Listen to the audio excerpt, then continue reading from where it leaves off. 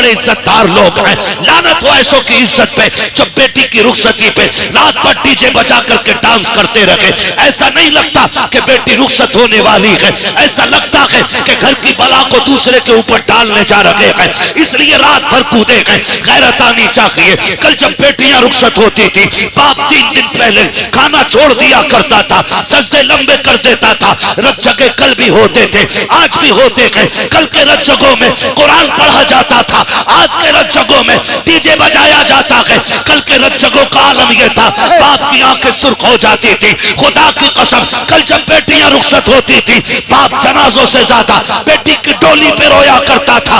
आज किसी को गैरत का आंसू तक नहीं आता। मैं पूछना चाहता हूँ, कल जब बेटियों को तलाक होती है, फिर आप क्यों मौलवी के पास जाते हो?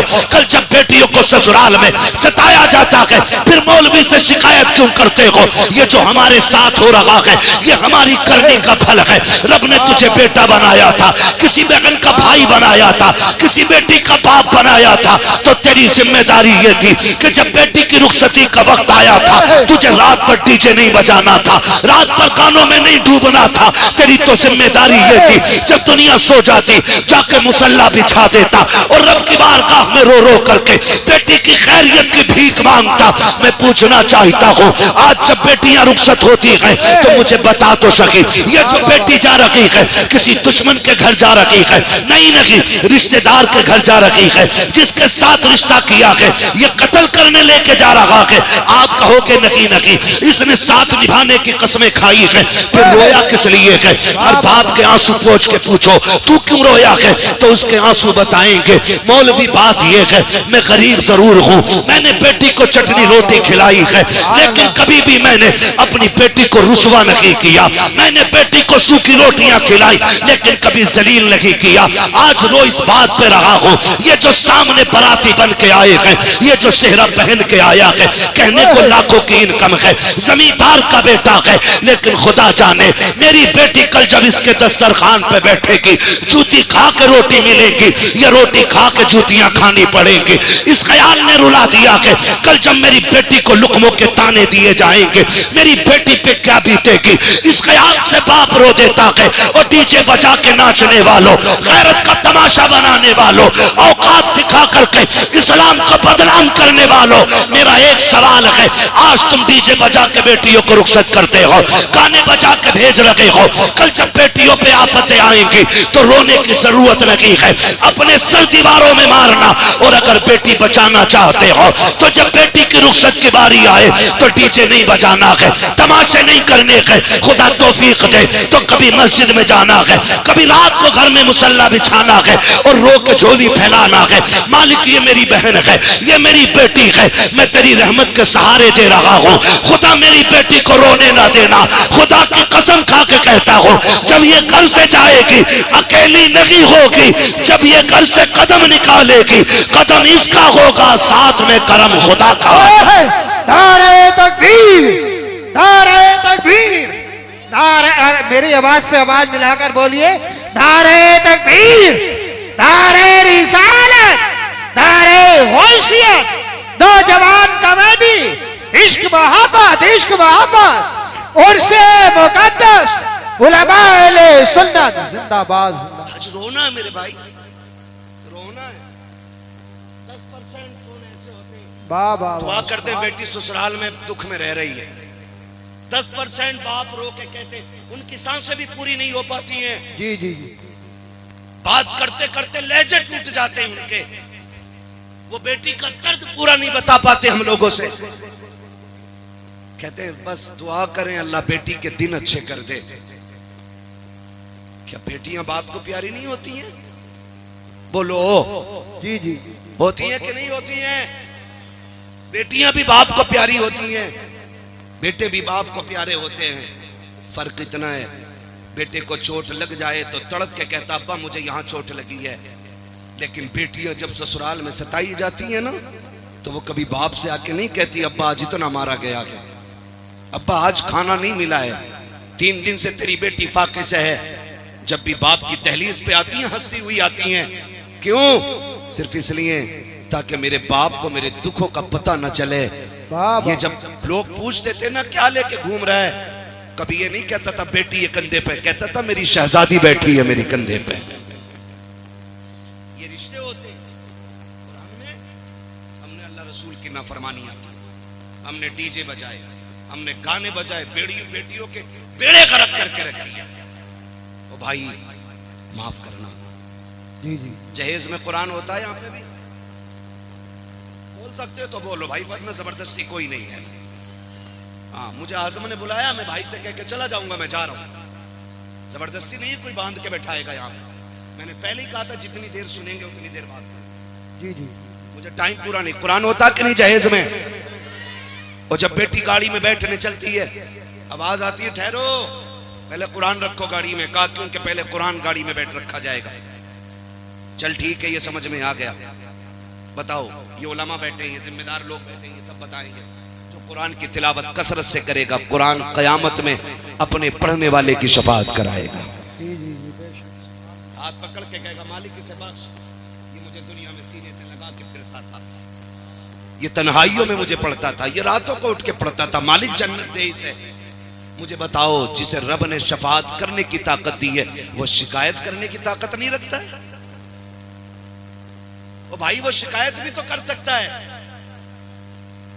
वो ये भी तो कह सकता है 3 दिन तक डीजे बजता रहा, मालिक ने मेरी आग नहीं आई। वो ये भी तो कह सकता इसके घर की ढोलक की आवाज बंद नहीं होती थी और कोई कुरान पढ़ने वाला भी नहीं। ये भी तो कह सकता है। वो किस धोखे में? अगर अल्लाह हिसाब लेने पे आ गया ना, तो कोई माई का लाल बच नहीं पाएगा। याद रखना, हम अपने लोगों की बात कर रहे हैं यहाँ बैठ करके। उसके बहुत से खास बंदे बड़ी अजमतों वाले, लेकिन हम अपनी बात कर रहे हैं यहाँ पे जितने बैठे। जी जी। कोई ऐसा नहीं है जो दूध का दूल्हा हो। सबको अपनी कब्र में लेटना, मुझे अपनी में लेटना, आपको अपनी में लेटना। लेकिन खुदारा मुश्किल ना करे, मुश्किल ना करे। कह रहा एक ही तो बेटा है मौलाना, इस पे एक बार डीजे बजन दो। एक ही बेटा है, ब्याह एक ही बार होता है। तो मैंने कहा बेटे सुन, अगर ब्याह एक बार होता है ना, तो जिंदगी भी एक ही बार मिलती है। जिस दिन आंखें बंद हो गई ना, सारी दौलत लेके भी ना कोई एक सांस नहीं देगा। सिकंदर आजम, जिसको दुनिया के बड़े हुक्मरानों में से एक बड़ा माना जाता है, एक माना जाता, वो उसको कहा गया उसने पूरी दुनिया पे हुकूमत की। क्यों? क्योंकि वो बहुत कम उम्र में ना आधी दुनिया पे कब्जा कर चुका था। कितनी दुनिया पे? आधी दुनिया पे। अल्लाह सलामत रखे। बस मैं यही सुनना चाहता हूँ। आप समझ भी रहे हैं कि खाली मुंह देख रहे हैं। जी जी। मैं समझ सकता हूँ, आप बहुत बड़े लोग हो, आपको बोलने में शायद शर्म लग रही होगी, लेकिन मैं एक बात बता दूं, लोग कहते हैं जलसों में क्या मिलता। मैं कहता हूं जो यहां बड़े बन के आते हैं वो कभी बड़े होके नहीं जाते, वो छोटे होके जाते हैं। हुजूर की महफिल में नौकर बन के जाओ, खुदा तुम्हें आका बना डालेगा। वाह वाह वाह। छोटे बन के बैठना चाहिए, है ना। यहाँ कोई जमींदार कोई प्रधान नहीं, सारे हुजूर के नौकर बैठे, ठीक है ना। तो नाम क्या था? सिकंदर। आधी दुनिया पे हुक्मरान और पूरी दुनिया फतह करने का नशा था उसको। एक जगह पड़ाव किया लश्कर में उसके, उसे एक जहरीले सांप ने काट लिया। जब काटा सांप ने ना, तो उसकी फौज में तबीब भी थे, हकीम भी थे, सब लग गए। जहर को रोक नहीं पाए, बढ़ता गया बढ़ता गया, यहां तक कि वो लाइलाज हो गया। जी जी। कहने लगे बादशाह का क्या, कब काम मुकम्मल हो गया, अब सांसें खत्म होने आ गई हैं, अब इलाज बस से बाहर है। उसने कहा क्या यहीं मर जाऊंगा परदेश में? क्या यहीं मर जाऊंगा परदेश में? जी जी। उसने कहा बादशाह लगता तो ऐसा ही है। उसने कहा सुनो, दौलत बहुत है, ऐलान करो कोई मेरी आधी दौलत ले दे, मुझे इतनी सांसें दे दे कि मैं अपने वतन में जाके मर सकूं। हंस दिए लोग। कहा बादशाह कैसी बातें कर रहे हो आप, बादशाह हो और बेवकूफी वाली बात है, भला पैसों से सांसें भी मिली हैं। उसने कहा फिर सारी दौलत मेरी दे दो और चंद सांसें किसी से उधार ले लो। उन्होंने कहा बादशाह तू जरूर है, लेकिन सांसों का मालिक कोई और है, अब तेरी दौलत काम नहीं आएगी। उसने कहा इतनी भी सांसें नहीं मिलेंगी, घर चला जाऊं? कहा बादशाह नहीं, उसने कहा फिर मैं मर जाऊं तो मेरे हाथ कफन से निकालना। कहा क्यों? ताकि दुनिया को पता चल जाए ये दौलत इतनी बेवफा है, कितनी भी इकट्ठी कर लो ये मरते वक्त काम नहीं आया करती है। मौत जब आएगी ना तो एक लम्हे का मौका नहीं देगी। खुदारा बदलो अपने रवैये। खैर इकलौता ही है जी, इस पे तो डीजे जरूर बचेगा। बता तेरा शान वाला है या अली शान वाला है? आप अंदाजा लगाइए तेरा कितना शान वाला कि मेरी 50 बीघे मेरे लल्ला के हिस्से में 50 आ रही है। बेटे धोखे में है, ना तेरे हिस्से में 50 ना तेरे लल्ला के हिस्से में 50। हजरत अली गुजर के जा रहे, दो बंदे लड़ रहे, एक कहता था जमीन मेरी है, एक कहता था मेरी है। उन्होंने कहा अली फैसला कर दो जमीन किसकी है। हजरत अली फरमाते हैं ठहरो मैं अली हूं, जमीन से खुद पूछ लेते हैं तू किसकी है। ठोकर मारी, कहने लगे जमीन मैं अबू तुराब हूं। ये कहता मेरी है, ये कहता मेरी है, तू बता किसकी है। जमीन ने कहा अली इन दोनों से कह दो ना मैं इसकी हूं ना मैं इसकी हूं, बल्कि ये दोनों मेरे हैं। ना तेरे 50 बीघे आएगी हिस्से में, ना तेरे अल्लाह के हिस्से में 50 बीघे आएगी।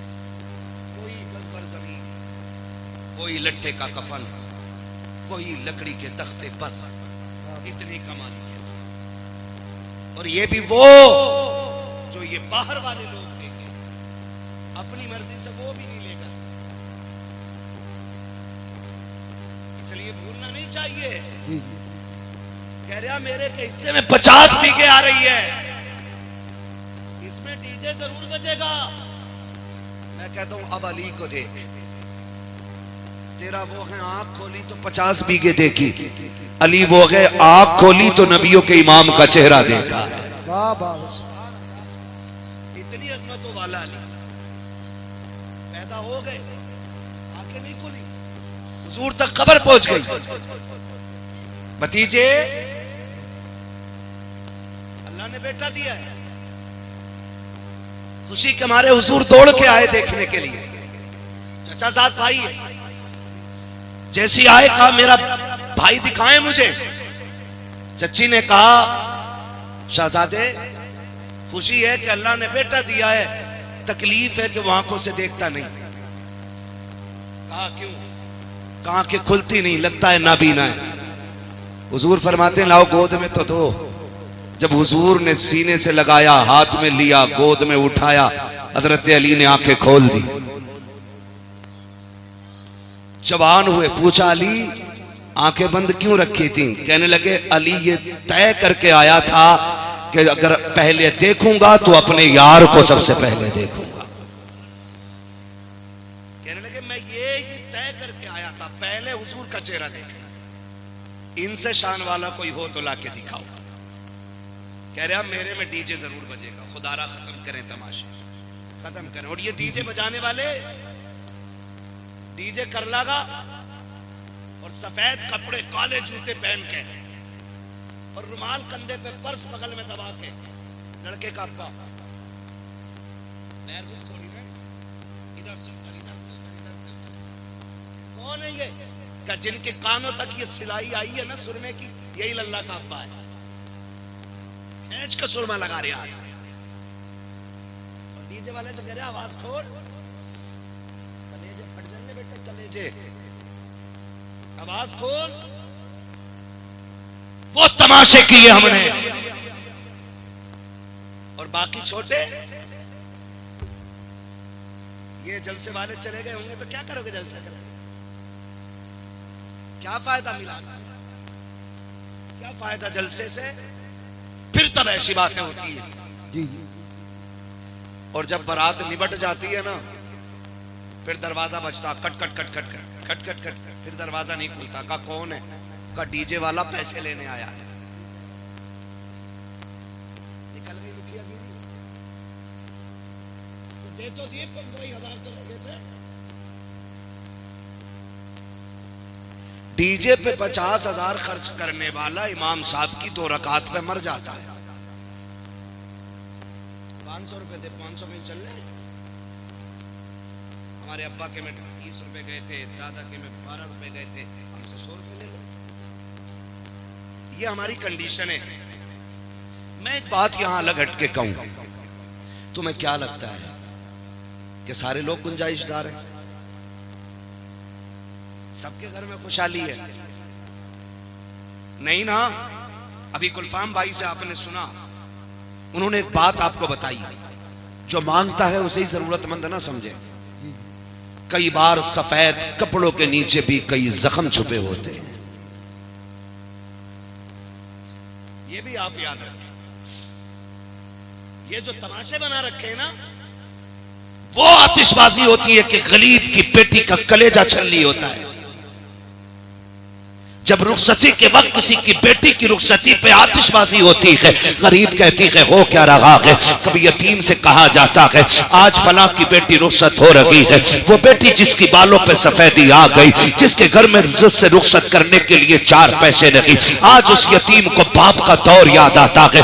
आज वो सोचती है काश बाप होता, आज मेरे भी हाथ पीले हो गए होते, आज मेरा भी बाप होता, काश वो भी दामाद खरीद पाता। लेकिन आज कोई खरीदने वाला दामाद नहीं है, आज कोई हाथ पीले करने वाला हमदर्द नहीं है। जब बेटियां सिसकियां भर के रोती हैं तो तुझे क्या लगता है कि तेरी ये चंद टकों की आतिशबाजी से, तेरे घर की खुशी से किसी और को खुशी मिल जाएगी? नहीं, खुदा का वास्ता, अल्लाह ने तुम्हें अमीर बनाया है, पैसे वाला बनाया है, तो सुन, जितने पैसे से आतिशबाजी कर रहा है, जितने पैसे से तमाशा कर रहे हो, जितने पैसे से ढोलक बजाते हो, जितने पैसे से डांस वाले लाते हो, उसी पैसे को उठाओ और किसी गरीब की बेटी की रुखसती में लगा दे। खुदा की कसम मैं नहीं जानता ये जमाना क्या कहेगा। अगर तेरी बेटी के साथ किसी गरीब की बेटी रुखसत हो गई तो कोई कुछ कहे ना कहे, मदीने वाला मदीने से तुझे सलाम भेज जाए। नारे तकबीर, नारे रिसालत, नारे होशियत, बस लगे आला हजरत उलमाए सुन्नत, ख्वाजा का हिंदुस्तान, उर्से मुकद्दस, जिंदाबाद जिंदाबाद। भाई ये फालतू के खर्चे खत्म करें। जी जी करेंगे इंशाल्लाह खत्म, इंशाल्लाह। बोले इंशाल्लाह। और एक और कह दूं कड़वी बात, माफ कर देना, बात बहुत खराब कहने लगा, कह दूं भाई? कर लेंगे ना बर्दाश्त? उम्मीद है ऑपरेशन कराने वही जा सकता है जिसे दर्द की बर्दाश्त होगी। समाज में कुछ ऐसे भी कुत्ते के पिल्ले पैदा हो गए कि जो 20 लाख 30 लाख 40 लाख की भीख लिए बगैर किसी की बेटी अपनाते ही नहीं। मैं ऐसे लोगों को कुत्ते से बदतर मानता हूं, इसलिए कि कुत्ता फेंका हुआ खाता है और ये छीन के खाने वाले कुत्ते होते हैं, जिनकी वजह से बेटियों का जीना हराम है गरीबों की। ये कंडीशन हमारे समाज में, ये इस्लाम तो नहीं दिया था ना मेरे नबी ने। जिसके 4 बेटे उंगलियों पे गिन रहा, 10 लाख गुड्डू में मिलेंगे, 10